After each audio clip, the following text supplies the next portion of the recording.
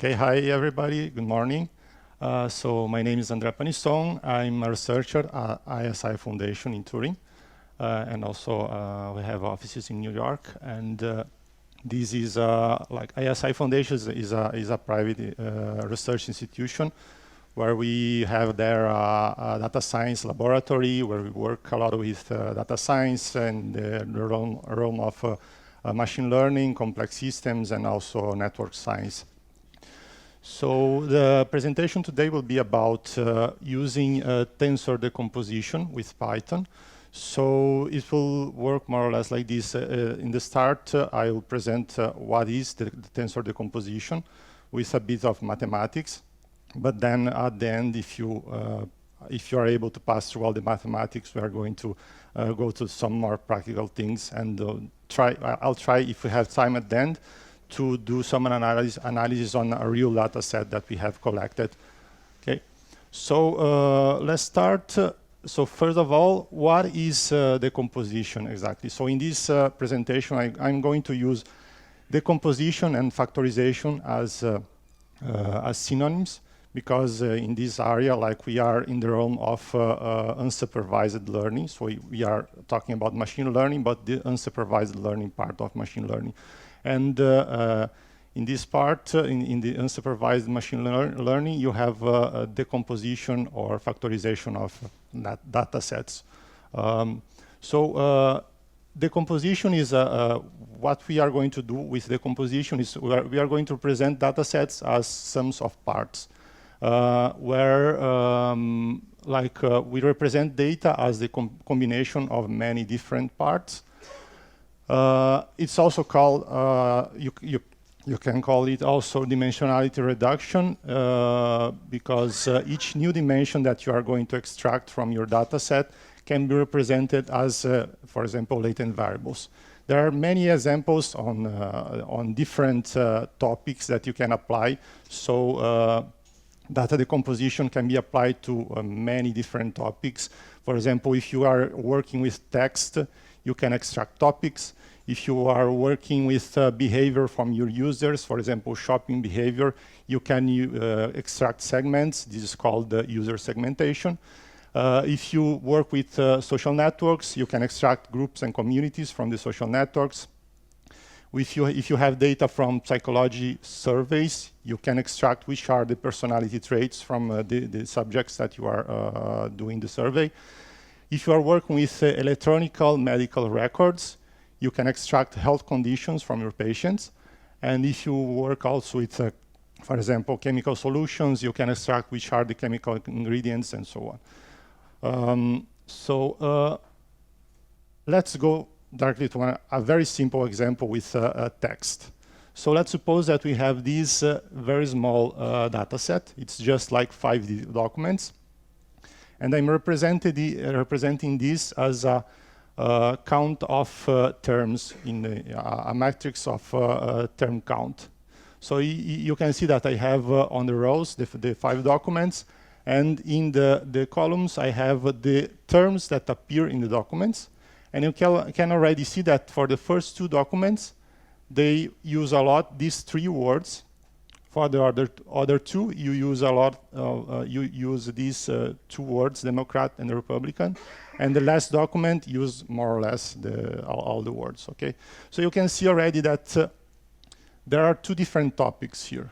Okay, if I want to extract, for example, which are the topics, I can say, for example, these 2 documents are talking about environment, and these other 2 documents are talking about politics. Okay, so let's try to apply decomposition, for example, using scikit-learn and non-negative matrix factorization. How many of you know this package from scikit-learn? How many of you already used it? So in scikit-learn, this is the main package for doing decomposition of matrices. You can do, for example, one of the main things that you can do is, for example, doing PCA, principal component analysis. In this example, for the case of topic extraction, this NMF model is very useful to extract this sort of information. So you can see already that this model is extracting 2 different matrices. W and H. So if you print what you have in W, you have this sort of structure. So you can see that you have a matrix of 5 by 2, and H is a matrix of 2 by 5. Yes, 2 by 5. So if you you can take these matrices and apply to your and make a reference to your original data, and you can see, for example, that the model was able to assign the 2 first documents to the topic 1, the other documents to topic 0, and the last document to more or less share the 2 different topics. And in the matrix H, you have a different thing. You have the weight of each word in each one of the topics. So, for example, if you want to know what the topic 0 is talking about, you just do a sort on this value here, and you see that the main words are Democrat and Republican. In the other topic, you have different words. You have pollution, water, and air. Okay? So this is a way that you can do topic extraction, and also after you can understand which topic is talking about. Okay, so in the next, for the mathematical part, we are going to call this matrix X, and the other 2 matrices are the factors that we are going to extract. For the case of matrix factorization, normally we call this matrix the W and this matrix H. So in the case of data, if we are going to do data decomposition, if our data is represented as in 2 dimensions, we can use matrix factorization, and then there are all the examples that I showed you before. And if you have more dimensions, you can use tensor decomposition. And this is the case when you have, for example, social networks where you have 2 dimensions user by user. This is the adjacency matrix, and you have time in the 3rd dimension. Or for text, you have authors, terms, and time. Or for example, an example of spectroscopy, you have solution samples, wavelengths on the emission, and wavelengths on the citation part. Okay, so these are just examples of very different topics that you can use this sort of mathematical tool. Okay, so why we can use why tensor factorization with Python? So in the case of matrix factorization, there are already a lot of implementations on scikit-learn, and it's already used in many fields. Tensor factorization is becoming very popular for the case of multi-way data analysis, but and it is also very useful to explore time-varying network data. That's the example, if you have time to that we'll try to see. But still, the most used tool for tensor factorization is MATLAB. And for all the libraries that we have for tensor factorization in Python, there's a lot of room of improvement. So this is the step that we are trying to do with our tools in Python. Okay, so let's start with matrix decomposition to understand what's happening here, what happens when you do decomposition. So in the earlier years, like probably you know this guy, it's Spearman. This was the first guy that applied matrix decomposition. His data set was a data set of tests on subjects. So the matrix X was a matrix of tests and subjects. And he was trying to extract two different matrices, W and G, where W was tests and in this case was intelligent types of intelligence, and the subjects with the types of intelligence. So the variable here was different types of intelligences, okay, that he was trying to extract at that time, okay. In the more recently, you can use also, as I showed you before, a small example of factorization to doing topic modeling and latent semantic analysis. In this case, like in this publication, you'll find like more different types of topic models based on probabilistic modeling, but NMF is one way to do this sort of topic modeling. Okay, So the idea is that you have the different topics that are sets of words with weights, and your documents will be a mixture of different topics. Okay. Okay. Then let's see how it works. So, for example, what we have on the data sets is a matrix of documents and terms. And we are trying to extract two different matrices, documents and topics and terms. So normally this is a very sparse matrix. So in the case of, if you are going to use, for example, this sort of data set, a very useful library is SciPy, the sparse matrices that you have in SciPy. Then the two matrices that you have is this W and H. And what you are trying to do is find a matrix W and H that where the multiplication of W and J, like the matrix multiplication of W and J, is a good approximation of X. So the mathematical problem that we are going to solve is this. So the values for W and H that minimize this difference here, subject to the fact that W and J have only positive values. Okay. So this, so how can you solve this? So for example, this is just math. If you want to, like, this is a multiplicative update way to solve this this type of problem. So you just start with W and J at random, then you update on one step. You update W with this formula, and after J with this formula, and you do this iteratively until you converge. And this is the standard way to solve this problem. There are other ways. This is a bit slow, but this is one simple way to solve it.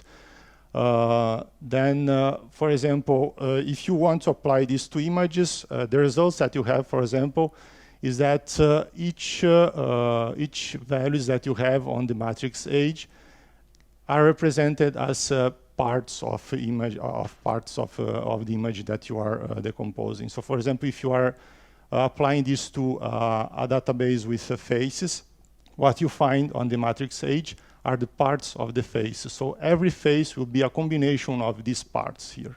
So this type of factorization is very interesting because it brings interpretation to the factors that you are extracting. Okay.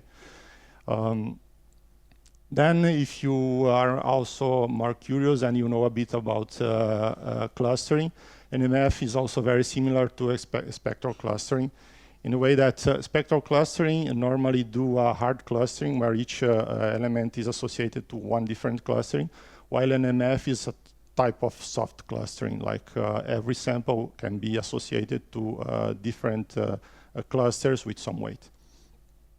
Okay, so for example, if you want to apply, for example, to the digits data set on scikit-learn, you just download the digits data set using this code here. If you apply NMF to extract 20 components, and then you try to plot the components, you'll see that every new component that you are extracting is like a piece of handwritten digits. So every handwritten digits that you have in your original data set can be represented as a combination of these pieces here. Okay. Okay, so we know a bit about matrix decomposition. Let's go to tensor decomposition. Okay, so tensors are generalizations of matrices. So these are high-dimensional data sets, not just 2 dimensions, but can be 3, 4 more dimensions.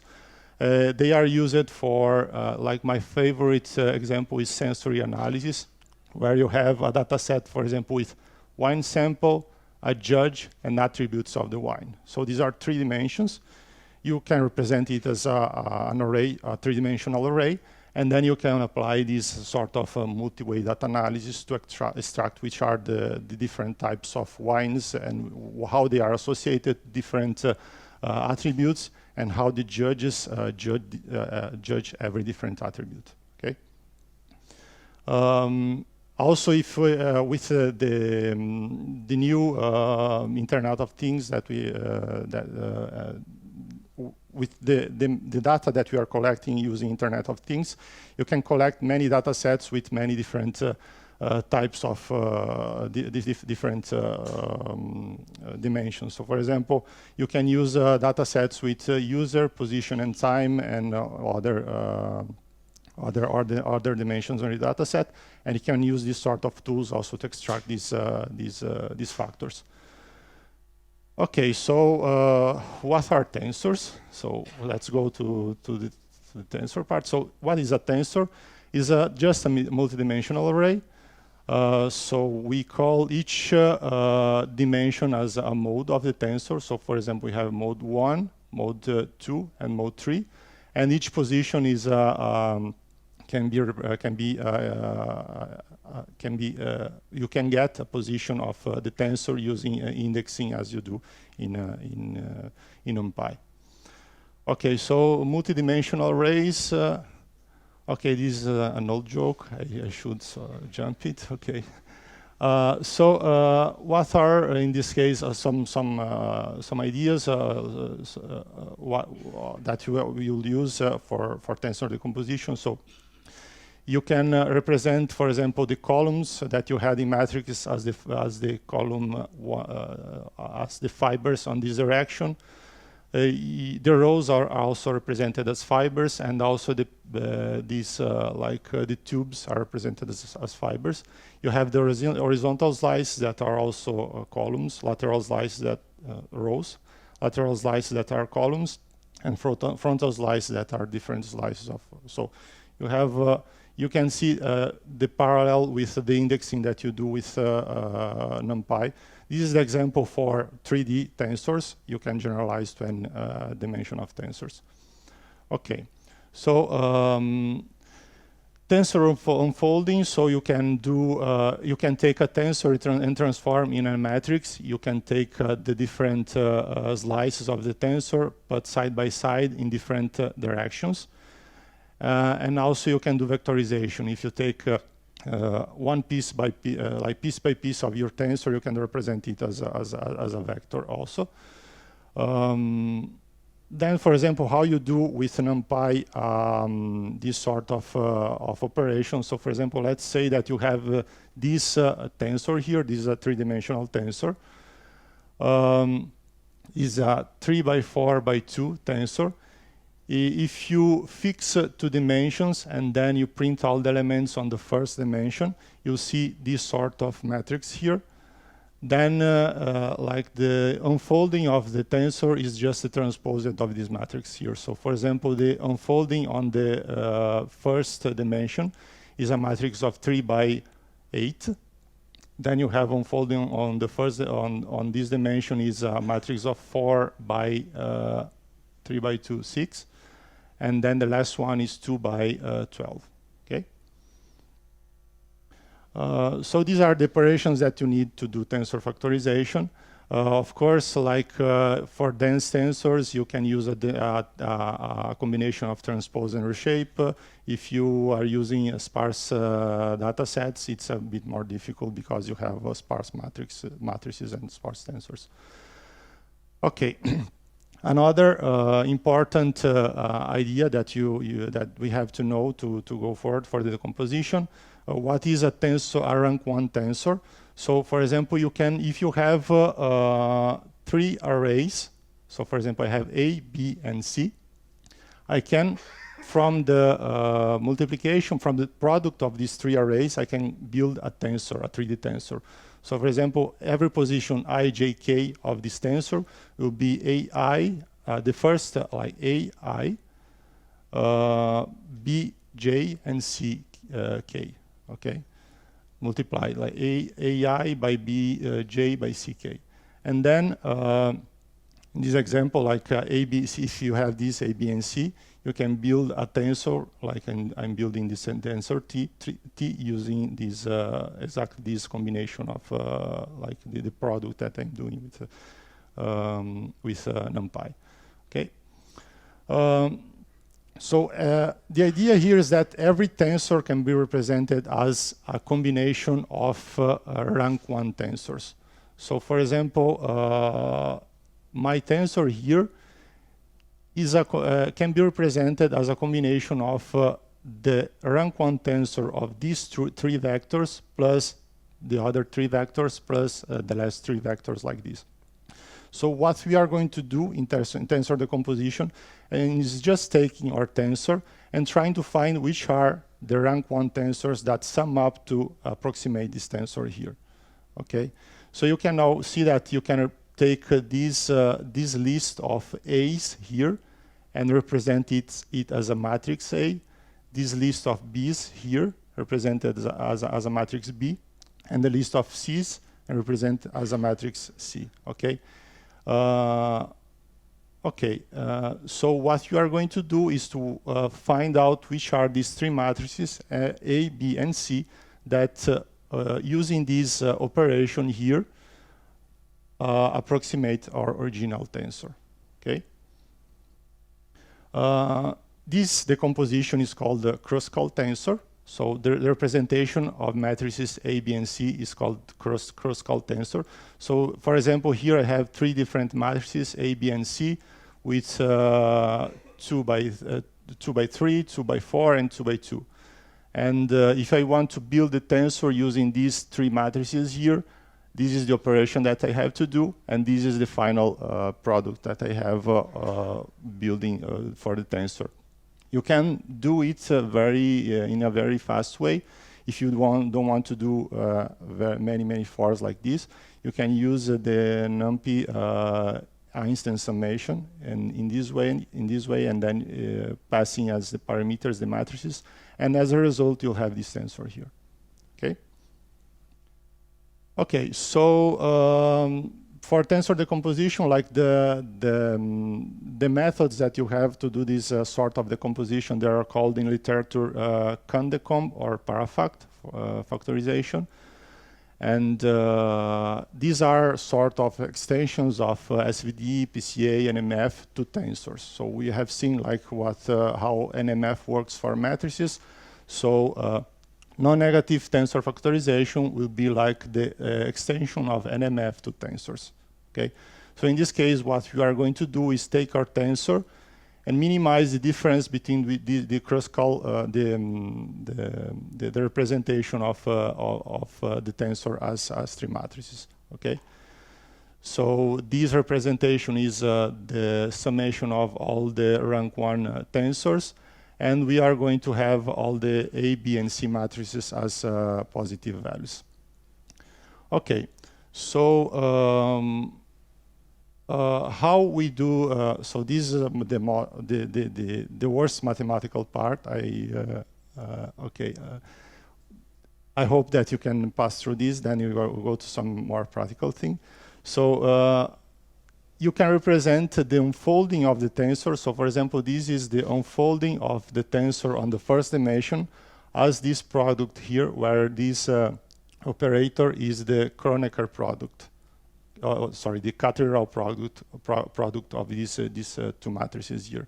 I'm not going to explain what is a cathedral product, but if you want to search in literature, it's very well explained. Then each unfolding of the tensor, you can represent it as a different combination of C, B, and A. Okay. So what we are going to do is to minimize 3 different problems, like the difference of this unfolding with this part here, the second unfolding with this part, and the third unfolding with this part here. Then this is the problem that you are trying to solve. In the library that I'm sharing, and you'll see like in the last slides, there is a small part that is this part here, that do exactly this, solves exactly this problem here. So it uses exactly the same tools that we have for non-negative matrix factorization. If you remember, in the non-negative matrix factorization, we were doing this, solving this sort of problem here. The parallel is that X now is the different unfoldings, W is A, B, and C, and age is this operation between the matrices. Okay, so we are just going to use the same factorization that we are using for matrices now for tensor decomposition. Okay, so the update, like the multiplicative update, you can see that is in this line here. The important part is that for the multiplicative update, you have to do this product here, x by ht. And this is like T1 by HT is this thing here, like T1 by C by this operation and B. So this operation is the most complex that you have to have implemented to do tensor decomposition. This is implemented here, and this is the multiplicative update part. If you don't want to use multiplicative update, you can use non-negative least squares. I have put an example here, and there are different types of solving this problem using non-negative least squares. Okay, so how do you interpret now? You have your tensor, and you factorized it in different matrices A, B, and C. So your original tensor, for example, like was a 3D tensor with users, terms, and time.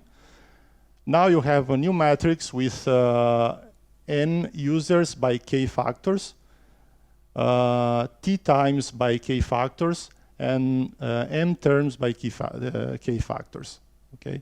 So now you can see the parallel with matrix factorization. You have now the users associated to different factors, the terms associated to different factors, and also the time slices, like each interval, how active each factor was in that interval.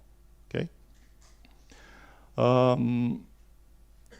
Okay, so then you can build things like this. So you do like matrix factorization, tensor factorization of a text data set. This was a data set collected during the Olympic Games in 2012. And we do like, you see that these are the terms, the main terms that you have. You have the different users are represented as countries. And you have the temporal profile of each one of the topics that were being used on this data set. Okay? So, okay. So, this is just an example. So which tools you can use for doing the tensor decomposition. So here we are going to the more practical part. So of course you can use MATLAB, but we don't want to use MATLAB. We can use Python. For Python you can use NumPy and SciPy. But for the different operations that I've shown you before, there are no implementations on the libraries NumPy and SciPy. And then also an important thing, if you want to represent, for example, text, you don't have more than two-dimensional representations of sparse data. You have just sparse matrices. You don't have sparse tensors or sparse multidimensional vectors on NumPy. For this, you can use this library here that is in early development. And if you want to help also with bugs and everything that in this library here, it is called Scikit Tensor. And also for the NTF implementation, you can go to this link here. There is an implementation of the solution that I've shown you before. Okay. So let's go to a practical example. I don't know how much time we have. Maybe we can do in 5 minutes. Okay.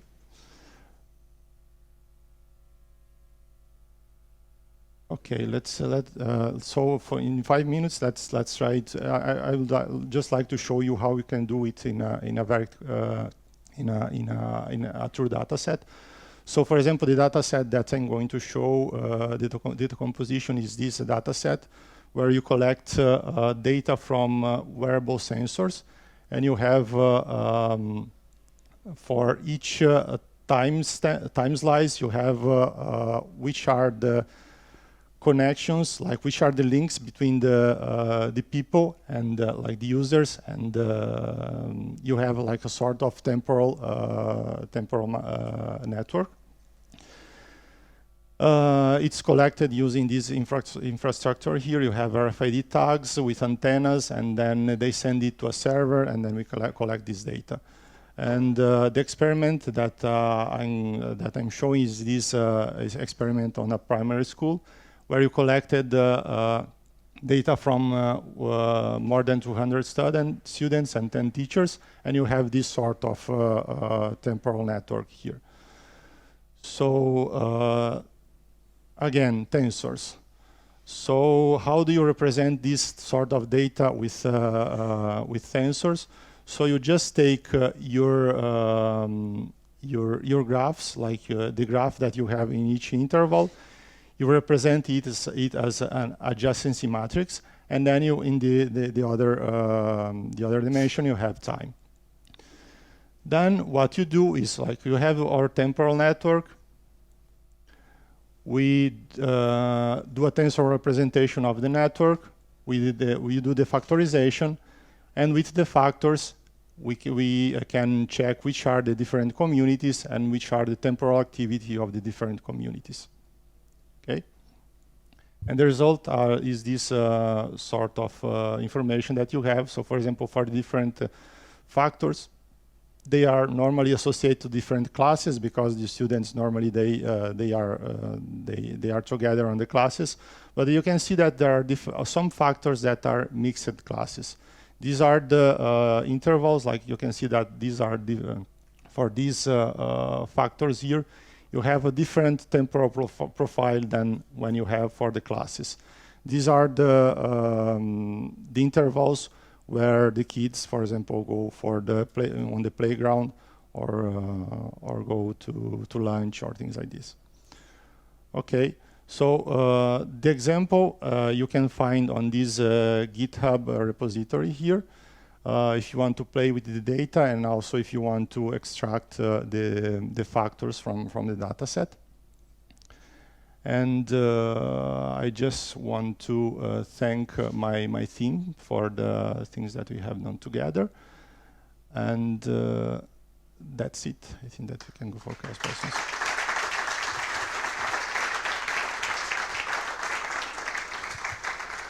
Thank you, André, for this in-depth presentation. We have about 7 minutes for your questions.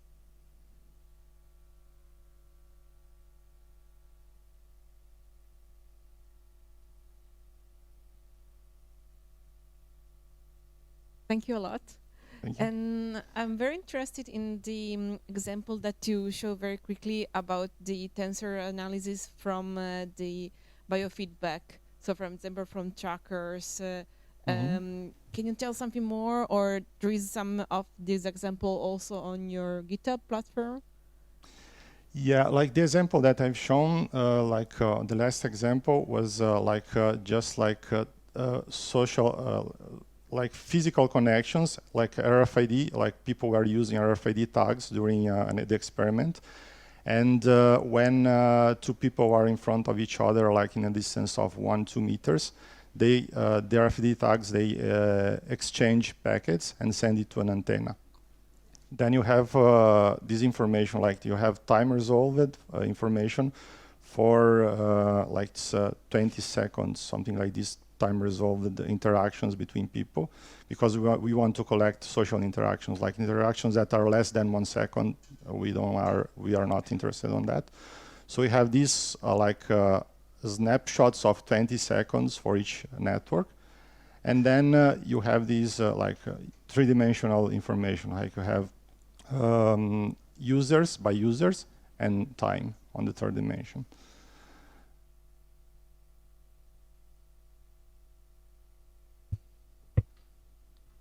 The next question. Hello, thank you for a really interesting talk. I haven't played with tensor decomposition, but I've played a little bit with matrix decomposition. Yeah. And my question is, when you decompose to more than one factor, you have a new dimension. if you have terms and documents, you have a new thing, you used topic. How do you know what this new dimension means? Because if I have, variable 1, variable 2, by decomposing, I've introduced another dimension. What's the intuition for understanding what this new axis is? Yeah, that's a good question. Like it really depends on the data that you have. Like you have, for example, if you are playing with a matrix decomposition, it's like each factor is a combination of different things that you have originally. For example, you can represent your factor as a combination of words. Then you can, for example, to understand what you have in that factor in terms of words, you can take the top 10 words that you had on the factor, and these will be the representation. Like the example that I've shown, like for the Olympics, we have as the description of the factor, the top 3 words for the factor. This is one way, but it really depends on the data set that you have. Like the way that you prefer to represent. I could, for example, represent my factor as a set of documents, like the first 10 documents on that factor will be my representation of factor. Okay, it can be a combination of any one of the dimensions that we have, but it really depends on the data.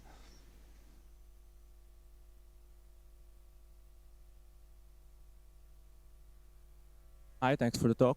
A curiosity, when you show the visualization of the matrix decomposition, and it seems that it captures some parts of the digits, and it kind of reminds me of the visualization of the weights in a trained convolutional neural networks. My question is, do you perhaps know if that decomposition can be used, for example, in initialization of convolutional neural networks for the training?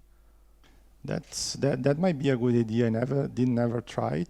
That could be a way to initialize the filters, right? The first filters. Yeah, about the filters. Yeah, I think that there is still a gap between like these methods that I've shown here and what we have on deep neural networks. And the more we try to fill this gap, the more we are going to understand what's really happening on the neural networks. So the thing that the good thing on this type of factorization is that you can interpret the factors in a very simple way. While in deep learning, it's more difficult to interpret what the filters are doing, right? So maybe if we try to fill this gap between these two different types of methodologies, we can understand more what's happening on this sort of modeling. Okay, thanks. Thank you, André, again.